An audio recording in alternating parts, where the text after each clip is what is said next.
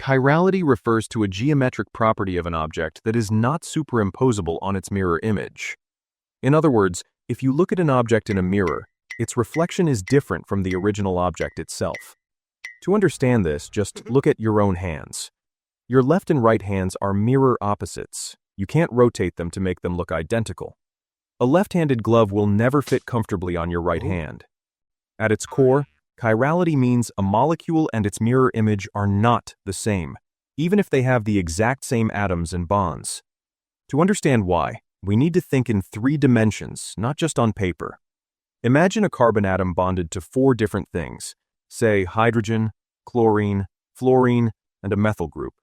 If these 4 groups are arranged in a tetrahedral shape, like a pyramid, they can twist either clockwise or counterclockwise. One version is the mirror image of the other, but no matter how you rotate it, you can't make them superimpose. That's chirality. Now, here's the key to understanding chirality. Imagine you have a molecule, and you want to check if it's achiral or chiral. To do that, you need to look for a special feature called a plane of symmetry. A plane of symmetry is an imaginary line that you can draw through the molecule, which divides it into 2 identical halves. If you can do this, and both halves are mirror images of each other, then the molecule is achiral. This means that the molecule is symmetrical and doesn't have any special handedness. On the other hand, if you can't find such a plane, then the molecule is chiral. Chiral molecules don't have symmetry, and their mirror images are distinct, like your left and right hands. For example, let's look at a molecule called bromochlorofluoromethane. It has a central carbon attached to 4 different atoms: bromine, Br, chlorine, Cl, fluorine, F, and hydrogen, H. Because all 4 atoms are different, the molecule is chiral. If you take the mirror image of this molecule, you can't make it fit on top of the original molecule, no matter how much you rotate it. This means that bromochlorofluoromethane has 2 different forms, each of which is a mirror image of the other. These mirror image molecules are known as enantiomers.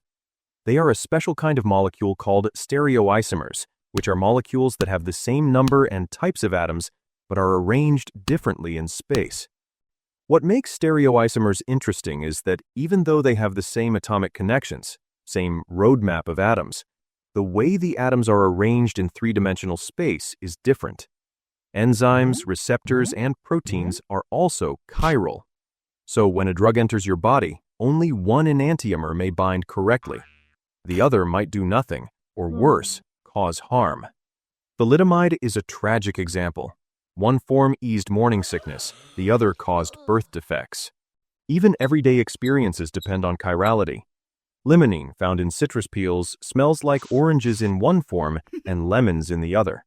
Some sugars taste sweet, their mirror images don't. Why? Because our taste receptors are chiral and only recognize one version. Chirality isn't just a classroom concept, it's vital in real life. In medicine, it determines safety and effectiveness. In agriculture, chiral pesticides target pests without harming bees or soil microbes. Flavor and fragrance industries rely on chirality too. The smell of mint comes from one enantiomer of carvone, the other smells like caraway seeds. Perfumes use specific forms to create unique scents. Even technology uses chirality. Liquid crystals in LCD screens respond to chiral molecules, allowing digital displays to work. Chiral materials are also being explored in quantum computing and advanced sensors. Nature itself is chiral. All proteins use left-handed amino acids. DNA uses right-handed sugars. Scientists still wonder why life chose one path, but once it did, it stuck.